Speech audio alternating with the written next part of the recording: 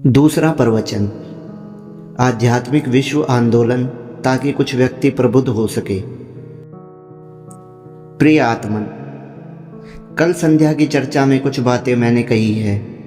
उस संबंध में स्पष्टीकरण के लिए कुछ प्रश्न आए हैं। एक मित्र ने पूछा है कि यदि माँ के पेट में पुरुष और स्त्री आत्मा के जन्मने के लिए अवसर पैदा करते हैं तो इसका अर्थ हुआ कि आत्माएं अलग अलग हैं और सर्वव्यापी आत्मा नहीं है। उन्होंने यह भी पूछा है कि मैंने तो बहुत बार कहा है कि एक ही सत्य है, एक ही परमात्मा है, एक ही आत्मा है। फिर ये दोनों बातें तो कॉन्ट्राडिक्टरी, विरोधी मालूम होती है। नहीं, ये दोनों बातें विरोधी नहीं है। परमात्मा तो एक ही है, आत्मा तो वस्तुतः एक ही है, लेकिन शरीर दो प्रकार के हैं। एक शरीर जिसे हम स्थूल शरीर कहते हैं, जो हमें दिखाई पड़ता है। एक शरीर जो सूक्ष्म शरीर है, जो हमें दिखाई नहीं पड़ता है। एक शरीर की जब मृत्यु होती है तब स्थूल शरीर तो गिर जाता है, लेकिन जो सूक्ष्म शरीर है वह तो स्टल बॉडी है, वह नहीं मरती है। आत्मा दो शरीरों के भीतर वास कर रही है, एक सूक्ष्म शरीर और एक स्थूल शरीर। मृत्यु के समय स्थूल शरीर गिर जाता है। यह जो मिट्टी पानी से बना हुआ शरीर है, यह जो हड्डी मांस मज्जा की देह है, यह गिर जाती है। फिर अत्यंत सूक्ष्म विचारों का, सूक्ष्म संवेदनाओं का, सूक्ष्म वाइब्रेशंस का, सूक्ष्म तंतुओं का शरीर शेष रह जाता है। वह तंतुओं से घिरा हुआ शरीर आत्मा के साथ फिर यात्रा शुरू करता है और फिर नए जन्म के लिए स्थूल शरीर में प्रवेश करता है। जब एक माँ के पेट में नई आत्मा का प्रवेश होता है तो उसका अर्थ है सूक्ष्म शरीर का प्रवेश। मृत्यु के समय सिर्फ स्थूल शरीर गिरता है, सूक्ष्म शरीर नहीं। लेकिन परम मृत्यु के समय, जिसे हम मोक्ष कहते हैं, उस परम मृत्यु के समय स्थूल शरीर के साथ ही सूक्ष्म शरीर भी गिर जाता है। फिर आत्मा का कोई जन्म नहीं होता, फिर वह आत्मा विराट में लीन हो जाती है। वह जो विराट में लीनता है वह एक ही है, जैसे एक बूंद सागर में गिर जाती है। तीन बातें समझ लेनी जरूरी है। आत्मा का तत्व एक है। उस आत्मा के तत्व के संबंध में आकर दो तरह के शरीर सक्रिय होते हैं, एक स्थूल शरीर और एक सूक्ष्म शरीर।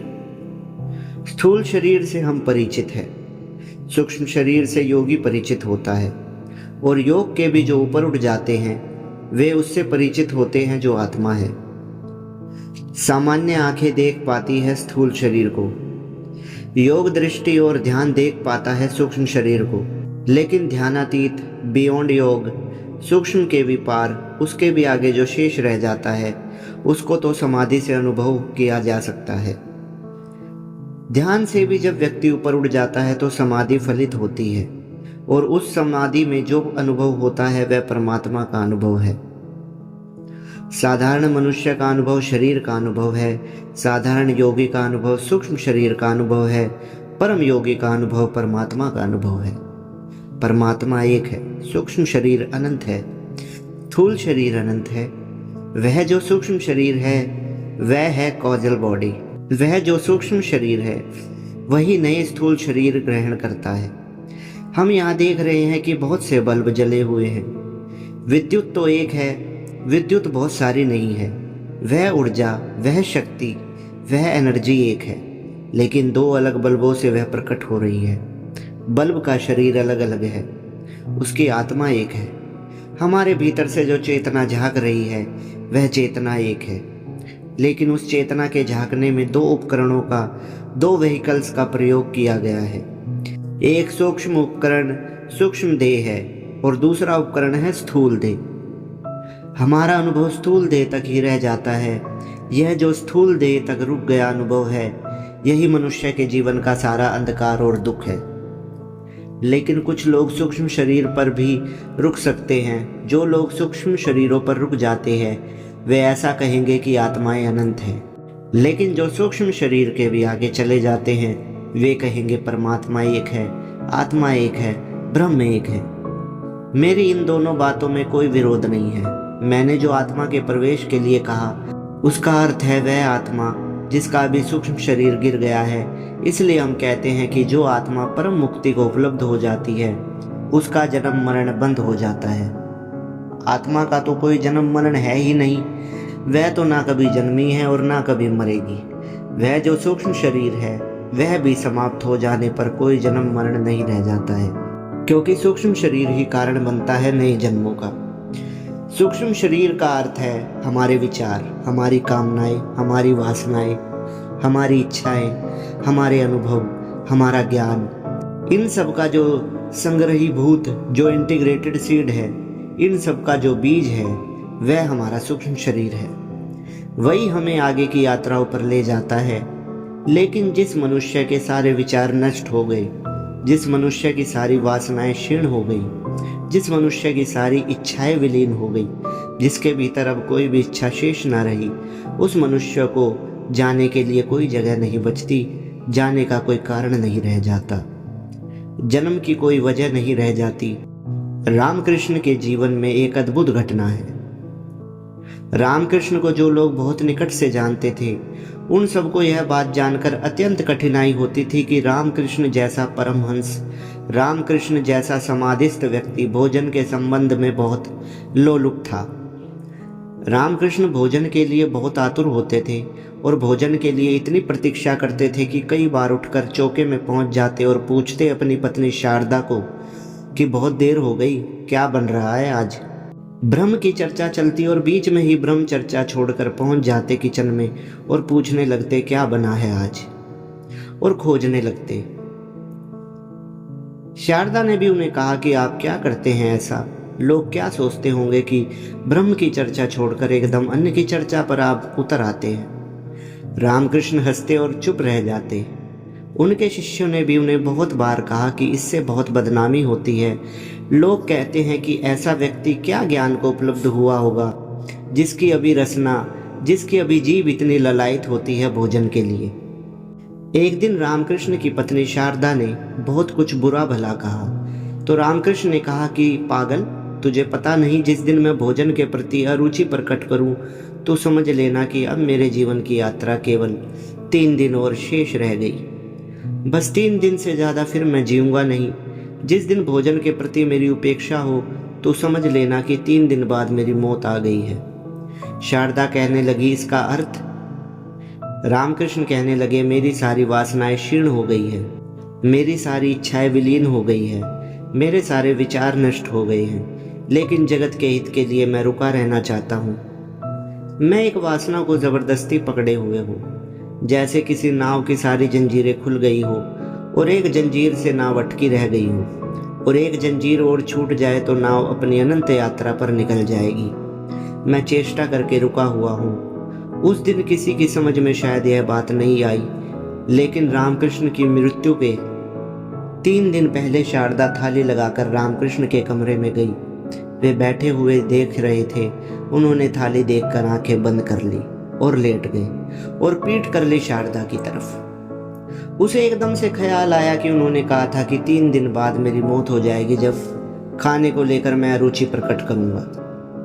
उसके हाथ से थाली झनक कर नीचे गिर पड़ी। वह छाती पीट पीट कर रोने लगी। रामकृष्ण ने कहा, रो मत, तुम जो कहती थी वह बात भी अब पूरी हो गई।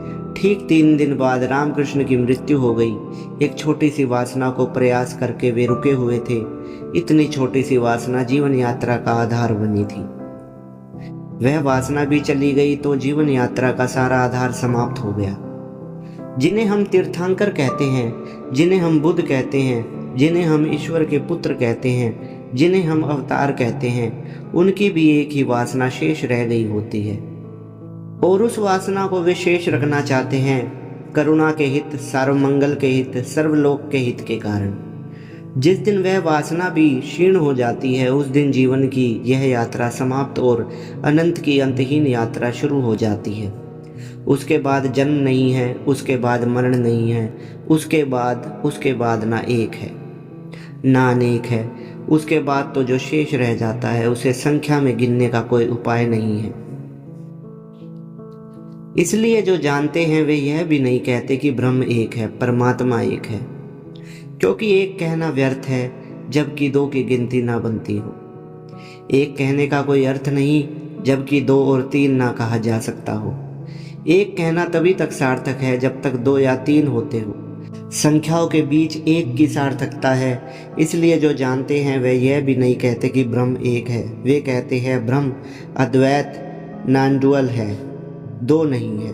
बहुत अद्भुत बात कहते हैं। वे कहते हैं परमात्मा दो नहीं है। वे यह कहते हैं कि परमात्मा को संख्या में गिनने का उपाय नहीं है। एक कहकर भी हम संख्या में गिनने की कोशिश करते हैं, वह गलत है। लेकिन उस तक पहुंचना तो दूर, अभी तो हम स्थूल शरीर पर खड़े हैं। उस शरीर पर जो अनंत है, अनेक है। उस शरीर के भीतर हम प्रवेश करेंगे तो एक और शरीर उपलब्ध होगा, सूक्ष्म शरीर। उस शरीर को भी पार करेंगे तो वह उपलब्ध होगा जो शरीर नहीं है, अशरीर है, जो आत्मा है। मैंने जो कल कहा उसमें जरा भी विरोध नहीं है, उसमें कोई विरोधाभास नहीं है। एक और मेरे मित्र ने पूछा है, आत्मा शरीर के बाहर चली जाए तो क्या दूसरे मृत शरीर में भी प्रवेश कर सकती है? हाँ, कर सकती है, लेकिन दूसरे मृत शरीर में प्रवेश करने का कोई अर्थ और प्रयोजन नहीं रह जाता, क्योंकि दूसरा शरीर इसलिए मृत हुआ है कि उस शरीर में रहने वाली आत्मा अब उस शरीर में रहने में असमर्थ हो गई थी। वह शरीर व्यर्थ हो गया था, इसलिए छोड़ा गया है। कोई प्रयोजन नहीं है उस शरीर में प्रवेश का, लेकिन इस बात की संभावना है कि दूसरे शरीर में प्रवेश किया जा सके। लेकिन यह प्रश्न पूछना मूल्यवान नहीं है कि हम दूसरे के शरीर में कैसे प्रवेश करें। अपने ही शरीर में हम कैसे बैठे हुए हैं, इसका भी हमें कोई पता नहीं। हम दूसरे के शरीर में प्रवेश करने की व्यर्थ की बातों पर विचार करने से क्या फायदा उठा सकते हैं। हम अपने ही शरीर में कैसे प्रविष्ट हो गए हैं, इसका भी हमें कोई पता नहीं। हम अपने ही शरीर में कैसे जी रहे हैं, इसका भी कोई पता नहीं। हम अपने ही शरीर से पृथक होकर अपने को देख सके, इसका भी कोई अनुभव नहीं। दूसरे के शरीर में प्रवेश का प्रयोजन भी नहीं है। लेकिन वैज्ञानिक रूप से यह कहा जा सकता है कि दूसरे के शरीर में प्रवेश संभव है, क्योंकि शरीर न दूसरे का है न अपना है। सब शरीर दूसरे हैं। जब माँ के पेट में एक आत्मा प्रविष्ट होती है, तब भी वह शरीर में ही प्रवेश हो रही है। बहुत छोटे शरीर में प्रवेश हो रही है, एटॉमिक बॉडी में प्रवेश हो रही है, लेकिन शरीर तो है। वह जो पहले दिन अणु बनता है माँ के पेट में, वह अणु आपके पूरे शरीर की रूपाकृति अपने में छिपाए हुए है। 50 साल बाद आपके बाल सफेद हो जाएंगे, यह संभावना भी उस छोटे से बीज में छुपी हुई है। आपकी आँख का रंग कैसा होगा, यह संभावना भी उसी बीज में है। आपके हाथ कितने लंबे होंगे, आप स्वस्थ होंगे कि बीमार, आप गोरे होंगे कि काले, आपके घुंघराले बाल होंगे या दूसरे, ये सारी बातें उस छोटे से बीज में पोटेंशियली छुपी हुई है। वह छोटी देह है, एटॉमिक बॉडी है, अणु शरीर है। उस अणु शरीर में आत्मा प्रविष्ट होती है। उस अणु शरीर की जो संरचना है, उस अणु शरीर की जो स्थिति है, जो सिचुएशन है, उसके अनुकूल आत्मा उसमें प्रविष्ट होती है। और आज जो दुनिया में मनुष्य जाति का जीवन और चेतना रोज नीचे गिरती जा रही है, उसका एकमात्र कारण है कि दुनिया के दंपति श्रेष्ठ आत्माओं के जन्म लेने की सुविधा पैदा नहीं कर रहे हैं। जो सुविधा पैदा की जा रही है वह अत्यंत निकृष्ट आत्माओं के पैदा होने की सुविधा है। आदमी के मर जाने के बाद जरूरी नहीं कि उस आत्मा को जल्दी ही जन्म लेने का अवसर मिल जाए। साधारण आत्माएं जो ना बहुत श्रेष्ठ होती है ना बहुत निकृष्ट होती है, 13 दिन के भीतर नए शरीर को खोजकर उनमें चली जाती है। लेकिन बहुत ही निकृष्ट आत्माएं भी रुक जाती हैं, क्योंकि उतना निकृष्ट अवसर मिलना मुश्किल होता है। उन निकृष्ट आत्माओं को ही हम प्रेत और भूत कहते हैं। इसी के साथ ही बहुत जो श्रेष्ठ आत्माएं भी होती हैं वो भी रुक जाती हैं, क्योंकि उतने श्रेष्ठ अवसर का उपलब्ध होना भी बहुत मुश्किल होता है। उन श्रेष्ठ आत्माओं को ही हम देवता कहते हैं। पहली पुरानी दुनिया में भूत प्रेतों की संख्या बहुत ज्यादा थी और देवताओं की संख्या बहुत कम। आज की दुनिया में भूत प्रेतों की संख्या बहुत कम हो गई है और देवताओं की संख्या बहुत, क्योंकि देव पुरुषों को पैदा होने का अवसर कम हो गया है। भूत प्रेतों को पैदा होने का अवसर बहुत तीव्रता से उपलब्ध हुआ है। भूत प्रेतों के पैदा होने का अवसर बहुत तीव्रता से उपलब्ध हुआ है। तो जो भूत प्रेत रुके रह जाते हैं मनुष्य के भीतर प्रवेश करने से, वे सारे के सारे मनुष्य जाति में प्रविष्ट हो गए हैं। इसलिए आज भूत प्रेतों का दर्शन मुश्किल हो गया है, क्योंकि उसके दर्शन की कोई ज़रूरत नहीं। आप आदमी को ही देख ले और उसके दर्शन हो जाते हैं। और देवता पर हमारा विश्वास कम हो गया है, क्योंकि देव पुरुष ही जब दिखाई ना पड़ते हो तो देवता पर विश्वास करना बहुत कठिन है। एक ज़माना था कि देवता उतने ही वास्तविक थे, उतनी ही एक्चुअलिटी में थे जितने कि हमारे जीवन और दूसरे सत्य हैं। एक ज़माना था देवता उतने ही वास्तविक थे, उतने ही एक्चुअल थे जितना कि हमारा जीवन और दूसरे सत्य हैं। अगर हम वेद के ऋषियों को पढ़े तो ऐसा नहीं मालूम पड़ता कि वे देवताओं के संबंध में जो बता रहे हैं वह किसी कल्पना के देवता के संबंध में बात कर रहे हो। नहीं, वे ऐसे देवता की बात कर रहे हैं जो उनके साथ गीत गाता है, हंसता है, बात करता है। वे ऐसे देवता की बात कर रहे हैं जो जैसे पृथ्वी पर चलता है, उनके अत्यंत निकट है। हमारा देवलोक से सारा संबंध विनिष्ट हुआ है, क्योंकि हमारे बीच ऐसे पुरुष नहीं जो सेतु बन सके, जो ब्रिज बन सके, जो देवता और मनुष्य के बीच में खड़े होकर घोषणा कर सके कि देवता कैसे होते हैं। और इसका सारा जिम्मा मनुष्य जाति के दाम्पत्य की जो व्यवस्था है उस पर निर्भर है। मनुष्य जाति की दाम्पत्य की सारी व्यवस्था कुरूप, अगली और परवर्डेट है। पहली तो बात यह है कि हमने हजारों साल से प्रेम पूर्ण विवाह बंद कर दिए हैं और विवाह हम बिना प्रेम के कर रहे हैं। जो विवाह बिना प्रेम के होगा उस दंपत्ति के बीच कभी भी वह आध्यात्मिक संबंध उत्पन्न नहीं होता जो प्रेम से संभव था। उन दोनों के बीच कभी भी वह हार्मोनी, कभी भी वह एक रूपता और संगीत पैदा नहीं होता जो एक श्रेष्ठ आत्मा के जन्म के लिए जरूरी है। उनका प्रेम केवल साथ रहने की वजह से पैदा हो गया सहचार्य होता है। उनके प्रेम में वह आत्मा का आंदोलन नहीं होता जो दो प्राणों को एक कर देता है। प्रेम के बिना जो बच्चे पैदा होते हैं पृथ्वी पर, वे बच्चे प्रेमपूर्ण नहीं हो सकते, वे देवता जैसे नहीं हो सकते। उनकी स्थिति भूत प्रेत जैसी ही होगी। उनका जीवन घृणा, क्रोध और हिंसा का ही जीवन होगा। जरा सी बात फर्क पैदा करती है। अगर व्यक्तित्व की बुनियाद हार्मोनी, अगर व्यक्तित्व की बुनियाद लयबद्धता नहीं है तो अद्भुत परिवर्तन होते हैं। शायद आपको पता ना होगा स्त्रियां पुरुषों से ज़्यादा सुंदर क्यों दिखाई पड़ती है। शायद आपको ख्याल ना होगा स्त्री के व्यक्तित्व में एक राउंडनेस, एक सुडौलता क्यों दिखाई पड़ती है, वह पुरुष के व्यक्तित्व में क्यों दिखाई नहीं पड़ती। शायद आपको ख्याल में ना होगा कि स्त्री के व्यक्तित्व में एक संगीत, एक नृत्य, एक इनर डांस, एक भीतरी नृत्य क्यों दिखाई पड़ता है जो पुरुष में दिखाई नहीं पड़ता। एक छोटा सा कारण है, कोई बहुत बड़ा कारण नहीं है। एक छोटा सा, इतना छोटा कि आप कल्पना भी नहीं कर सकते। इतने छोटे से कारण पर व्यक्तित्व का इतना भेद पैदा हो जाता है। माँ के पेट में जो बच्चा पहला अणु निर्मित होता है, उस पहले अणु में 24 जीवाणु पुरुष के होते हैं और 24 जीवाणु स्त्री के होते हैं। अगर 24-24 दोनों जीवाणु मिलते हैं तो 48 जीवाणुओं का पहला सेल निर्मित होता है। 48 सेल से जो प्राण पैदा होते हैं वह स्त्री का शरीर बन जाता है। उसके दोनों बाजू 24-24 सेल के होते हैं, बैलेंस्ड और संतुलित। पुरुष का जो जीवाणु होता है वह 47 जीवाणुओं का होता है। एक तरफ 24 होते हैं और एक तरफ 23।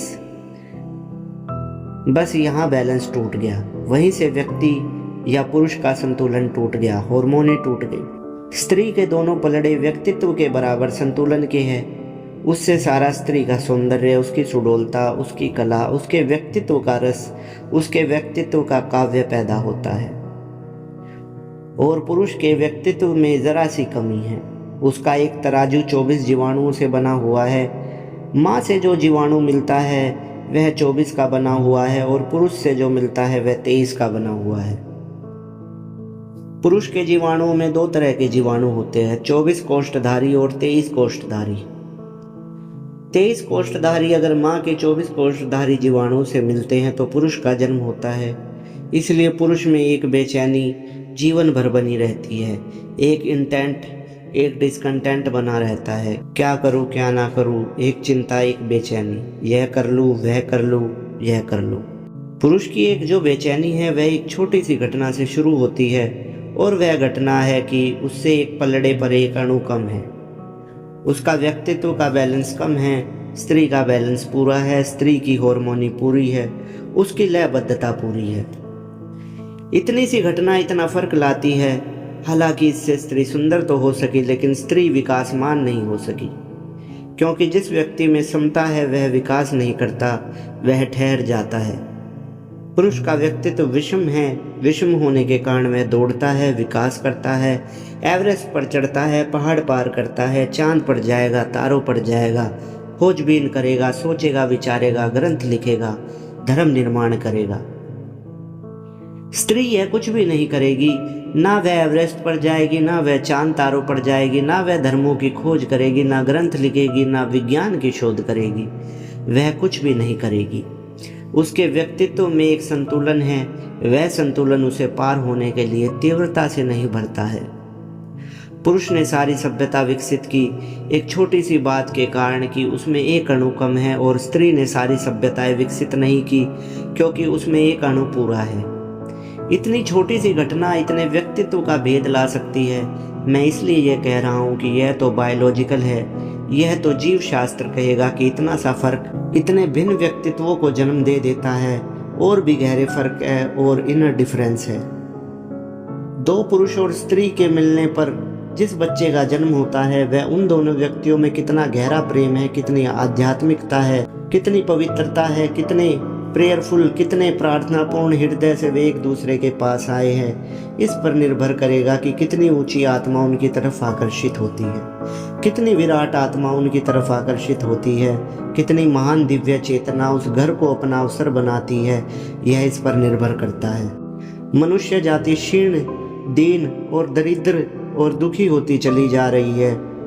उसके बहुत गहरे में कारण मनुष्य के दाम्पत्य का विकृत होना है। और जब तक हम मनुष्य के दाम्पत्य जीवन को सुकृत सुसंस्कृत नहीं कर लेते, जब तक हम उसे स्पिरिचुअलाइज नहीं कर लेते, तब तक हम मनुष्य के भविष्य को सुधार नहीं सकते हैं। और इस दुर्भाग्य में उन लोगों का भी हाथ है जिन लोगों ने गृहस्थ जीवन की निंदा की है और सन्यासी जीवन का बहुत ज़्यादा शोरगुल मचाया है। उनका हाथ है, क्योंकि एक बार जब गृहस्थ जीवन कंडेम्ड हो गया, निंदित हो गया, तो उस तरफ हमने विचार करना ही छोड़ दिया। नहीं, मैं आपसे कहना चाहता हूँ, सन्यास के रास्ते से बहुत थोड़े से लोग ही परमात्मा तक पहुँच सकते हैं। बहुत थोड़े से लोग, कुछ विशिष्ट तरह के लोग, कुछ अत्यंत भिन्न तरह के लोग सन्यास के रास्ते से परमात्मा तक पहुँच सकते हैं। लेकिन अधिकतम लोग गृहस्थ के रास्ते से और दाम्पत्य के रास्ते से ही परमात्मा तक पहुँच जाते हैं। और आश्चर्य की बात यह है कि गृहस्थ के मार्ग से पहुँचना अत्यंत सरल और सुलभ है, लेकिन उस तरफ कोई ध्यान नहीं दिया गया। आज तक का सारा धर्म सन्यासियों के अति प्रभाव से पीड़ित है। आज तक का पूरा धर्म गृहस्थ के लिए विकसित नहीं हो सका। और अगर गृहस्थ के लिए धर्म विकसित होता तो हमने जन्म के पहले क्षण से विचार किया होता कि कैसी आत्मा को आमंत्रित करना है, कैसी आत्मा को पुकारना है, कैसी आत्मा को प्रवेश देना है जीवन में। अगर धर्म की ठीक ठीक शिक्षा हो सके और एक एक व्यक्ति को अगर धर्म की दिशा में ठीक विचार, कल्पना और भावना दी जा सके तो 20 वर्ष में आने वाली मनुष्य की पीढ़ी को बिल्कुल नया बनाया जा सकता है। वह आदमी पापी है जो आदमी आने वाली आत्मा के लिए प्रेमपूर्ण निमंत्रण भेजे बिना भोग में उतरता है। वह आदमी अपराधी है, उसके बच्चे नाजायज है। चाहे उसने बच्चे विवाह के द्वारा पैदा किए हो, जिन बच्चों के लिए उसने अत्यंत प्रार्थना और पूजा से और परमात्मा को स्मरण करके नहीं बुलाया है, वह आदमी अपराधी है। सारी संततियों के सामने वह अपराधी रहेगा। हम शिक्षा की फिक्र करते हैं, हम वस्त्रों की फिक्र करते हैं, हम बच्चों के स्वास्थ्य की फिक्र करते हैं, लेकिन बच्चों की आत्मा की फिक्र हमने बिल्कुल छोड़ दी है। इससे कभी भी कोई अच्छी मनुष्य जाति पैदा नहीं हो सकती। इसलिए यह बहुत फिक्र ना करे कि दूसरे के शरीर में कैसे प्रवेश करे, इस बात की फिक्र करे कि आप इस शरीर में भी कैसे प्रवेश कर गए हैं। इस संबंध में भी एक मित्र ने पूछा है कि क्या हम अपने अतीत जन्मों को जान सकते हैं? निश्चित ही जान सकते हैं, लेकिन अभी तो आप इस जन्म को भी नहीं जानते हैं। अतीत के जन्मों को जानना तो फिर बहुत कठिन है। निश्चित ही मनुष्य जान सकता है अपने पिछले जन्मों को, क्योंकि जो भी एक बार चित्त पर स्मृति बन गई है वह नष्ट नहीं होती। वह हमारे चित्त के गहरे तलों में, अनकॉन्शियस हिस्सों में सदा मौजूद रहती है। हम जो भी जानते हैं उसे कभी नहीं भूलते हैं।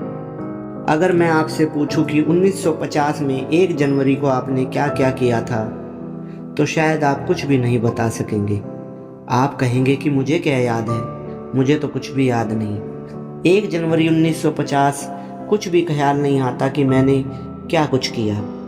लेकिन अगर आपको सम्मोहित किया जा सके, हिप्नोटाइज किया जा सके और सरलता से किया जा सकता है, और आपको बेहोश करके पूछा जाए कि 1 जनवरी 1950 को आपने क्या किया, तो आप सुबह से शाम तक का ब्यौरा इस तरह बता देंगे जैसे अभी 1 जनवरी आपके सामने से गुजर रही है। आप यह भी बता देंगे कि 1 जनवरी को सुबह जो मैंने चाय पी थी उसमें शक्कर थोड़ी थी या ज़्यादा। आप यह भी बता देंगे कि जिस आदमी ने मुझे चाय दी थी उस आदमी के शरीर से पसीने की बदबू आ रही थी। आप इतनी छोटी बातें बता देंगे कि मैंने जो जूता पहना हुआ था वो मेरे पैर काट रहा था। सम्मोहित अवस्था में आपके भीतर की स्मृति को बाहर लाया जा सकता है। मैंने उस दिशा में बहुत से प्रयोग किए हैं, इसलिए आपसे कहता हूँ।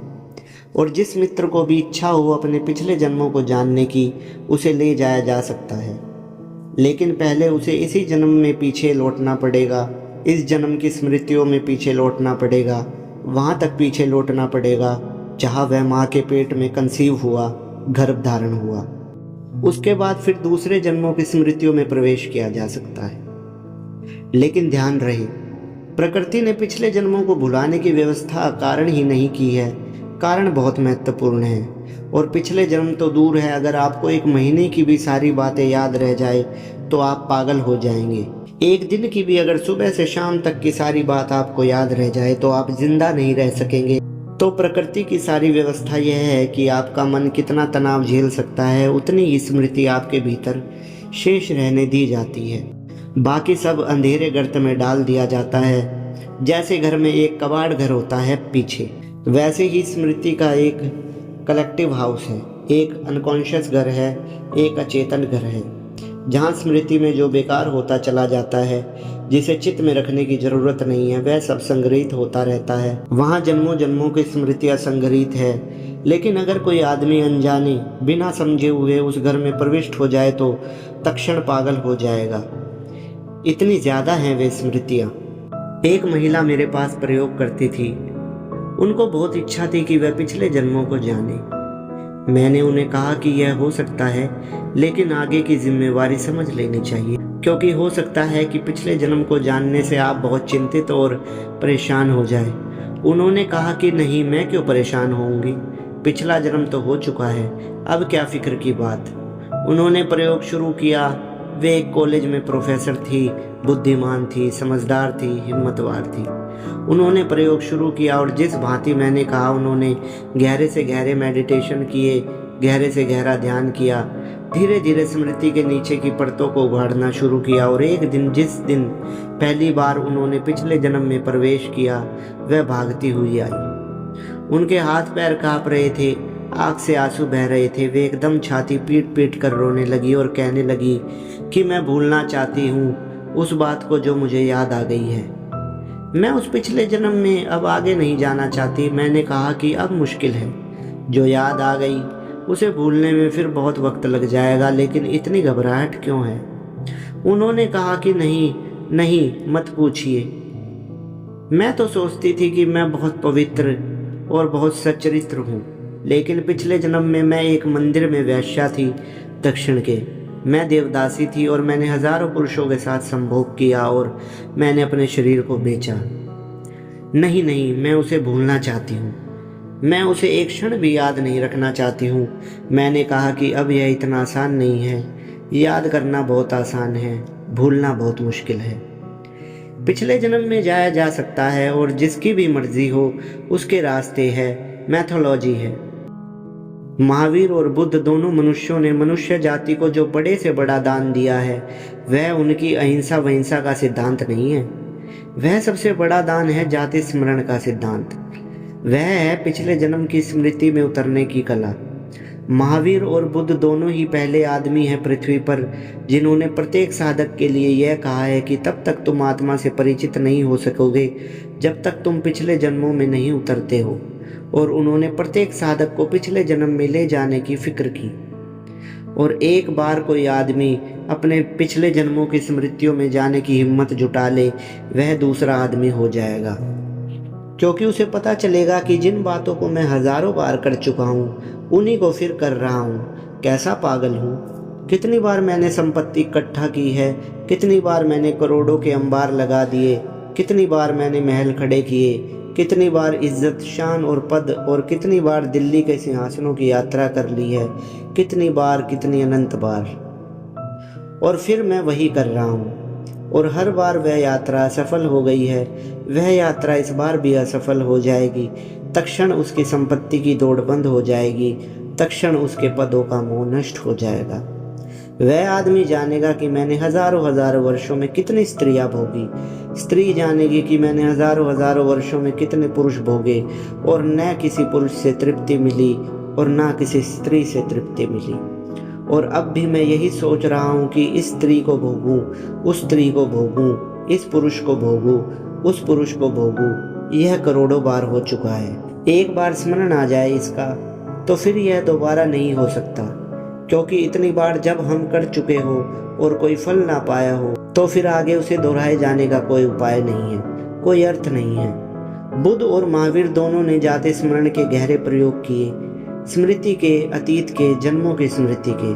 और जो साधक एक बार उस स्मृति से गुजर गया वह आदमी दूसरा हो गया, ट्रांसफॉर्म हो गया, बदल गया।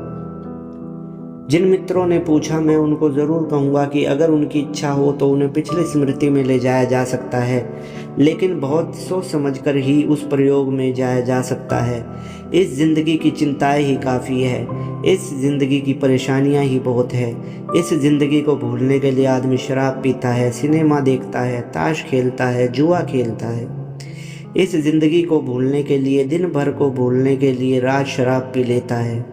जो आदमी आज के दिन भर को याद नहीं रख सकता, इतना साहस नहीं है कि ज़िंदगी को फेस कर ले, वह आदमी कैसे पिछले जन्मों को याद करने की हिम्मत जुटा पाएगा। यह जानकर आपको हैरानी होगी कि सारे धर्मों ने शराब का विरोध किया है, और ये साधारण बिल्कुल ना समझने वाले नेतागण जो दुनिया को समझाते हैं कि शराब का इसलिए विरोध किया है कि उससे चरित्र नष्ट हो जाता है, कि उससे घर की संपत्ति नष्ट हो जाती है, कि आदमी लड़ने झगड़ने लगता है, ये सब बेवकूफ़ी की बातें हैं। धर्मों ने शराब का विरोध सिर्फ इसलिए किया कि जो आदमी शराब पीता है वह अपने को भुलाने का उपाय कर रहा है, और जो आदमी अपने को भुलाने का उपाय कर रहा है वह आदमी कभी भी अपनी आत्मा से परिचित नहीं हो सकता, क्योंकि आत्मा से परिचित होने के लिए तो अपने को जानने का उपाय करना है। इसलिए शराब और समाधि दो विरोधी चीज़ें बन गई। उनका इससे कोई मतलब नहीं, क्योंकि सच तो यह है, और यह बात बहुत समझ लेने जैसी है। आमतौर से लोग समझते हैं कि शराबी आदमी बुरा होता है।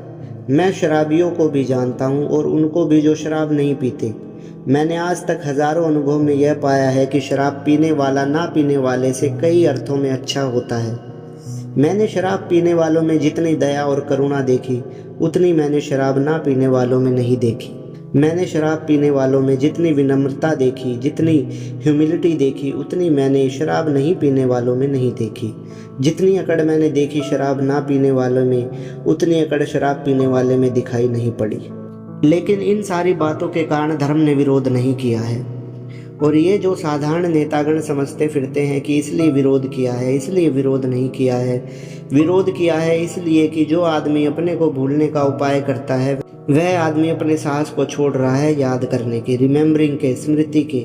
और जो आदमी इसी जन्म को भूलने की फिक्र में लगा है वह पिछले जन्मों को याद कैसे कर सकेगा, और जो पिछले जन्म को याद नहीं कर सकता वह इस जन्म को बदलेगा कैसे। फिर एक अंधा रिपीटिशन चलता रहेगा। जो हमने बार बार किया वही हम बार बार करते चले जाएंगे। अंतहीन है यह प्रक्रिया, और जब तक हमें स्मरण नहीं होगा हम बार बार जन्मेंगे और उन्हीं बेवकूफ़ियों को बार बार करेंगे जिन्हें हमने बार बार किया है। और इसका अर्थ कोई अंत नहीं है, इस बोर्डम का, इस श्रृंखला का कोई अंत नहीं है, क्योंकि बार बार हम फिर मर जाएंगे, फिर भूल जाएंगे, फिर वही शुरू हो जाएगा। एक सर्कल की तरह, कोलू के बैल की तरह हम घूमते रहेंगे। जिन लोगों ने इस जीवन को संसार कहा है, संसार का आप मतलब समझते हैं? संसार का मतलब है व्हील, एक घूमता हुआ चक्र या एक घूमता हुआ पहिया, जिसमें स्पोक जो है और जो है वे फिर ऊपर चले जाते हैं और नीचे आ जाते हैं, फिर ऊपर चले जाते हैं, फिर नीचे आ जाते हैं।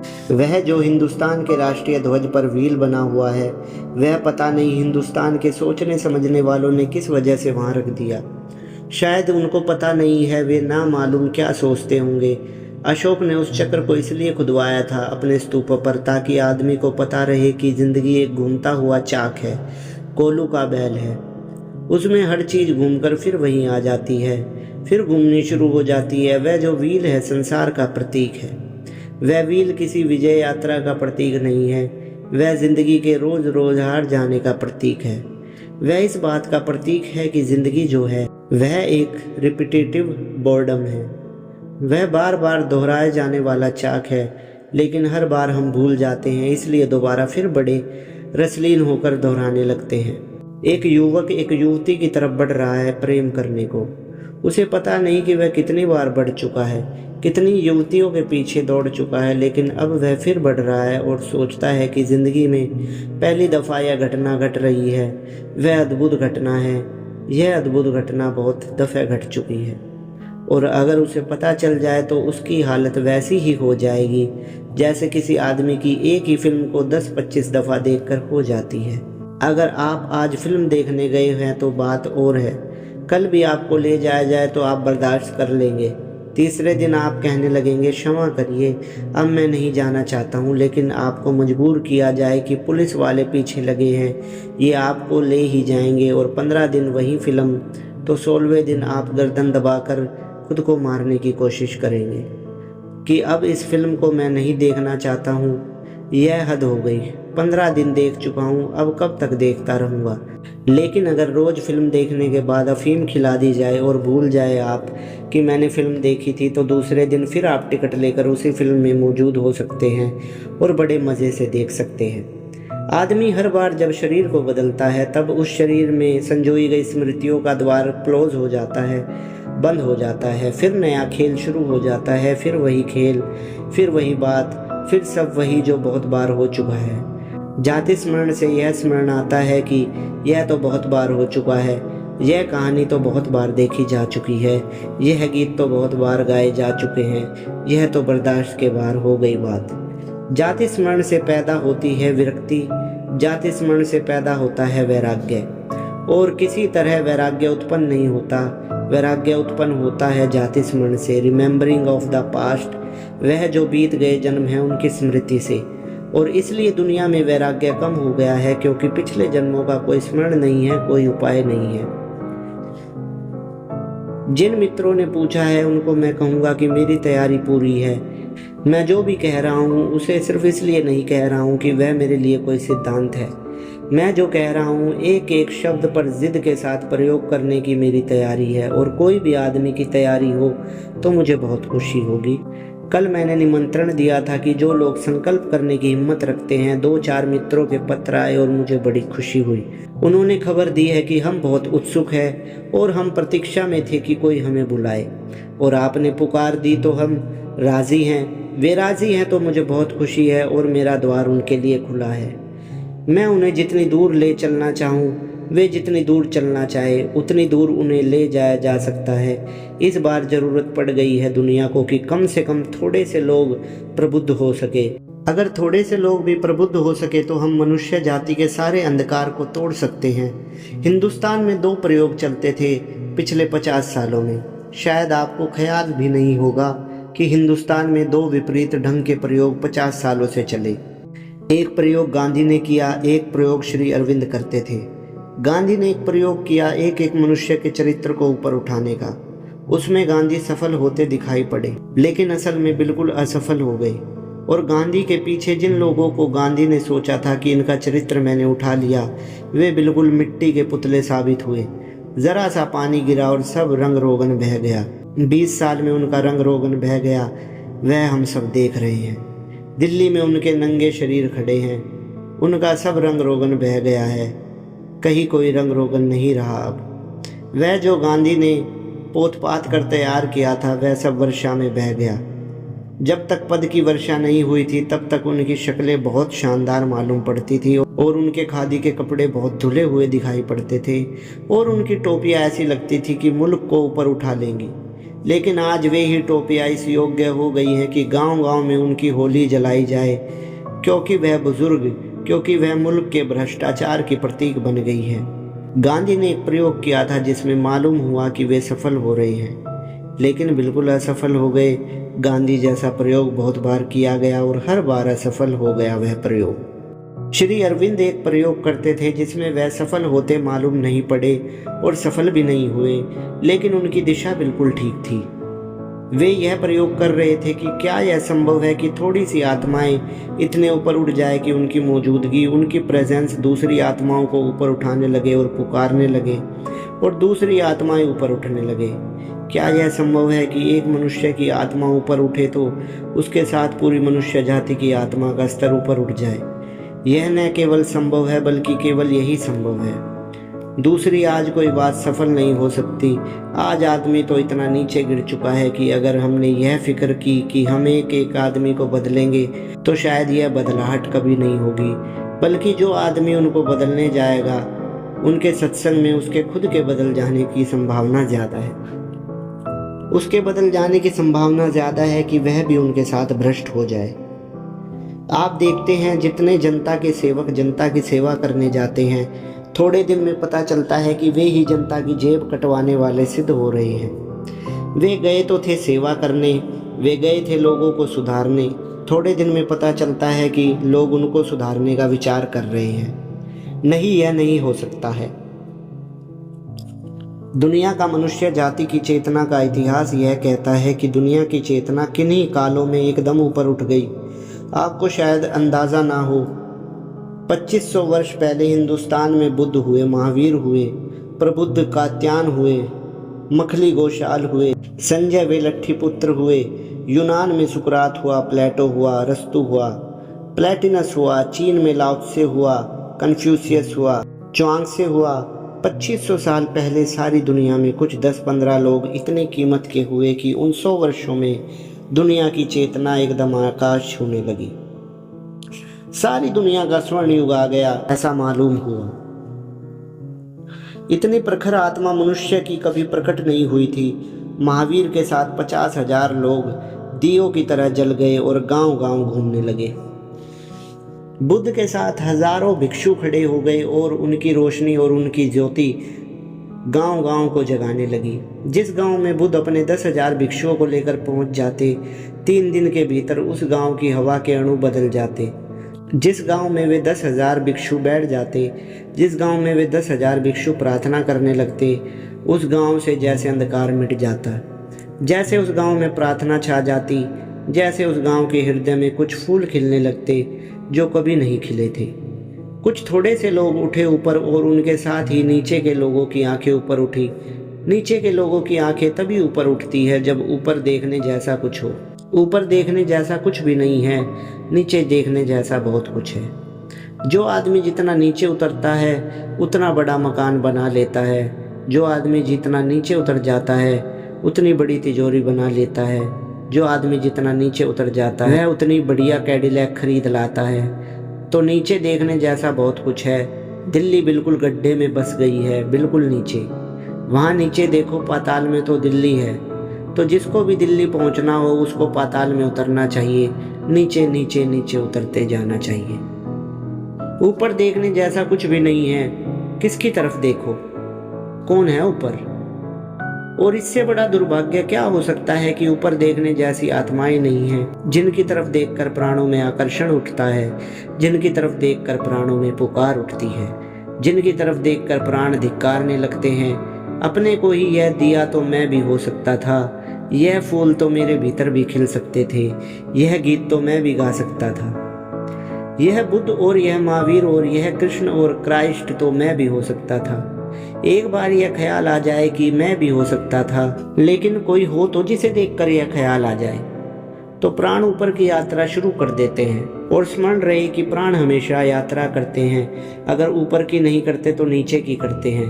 प्राण रुकते कभी नहीं हैं, या तो ऊपर जाएंगे या नीचे।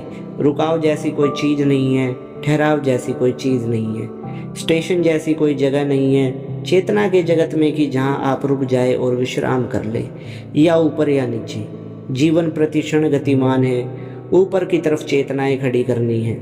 मैं सारी दुनिया में एक आंदोलन चाहता हूँ, बहुत ज़्यादा लोगों का नहीं, थोड़े से हिम्मतवर लोगों का, जो प्रयोग करने को राज़ी हो।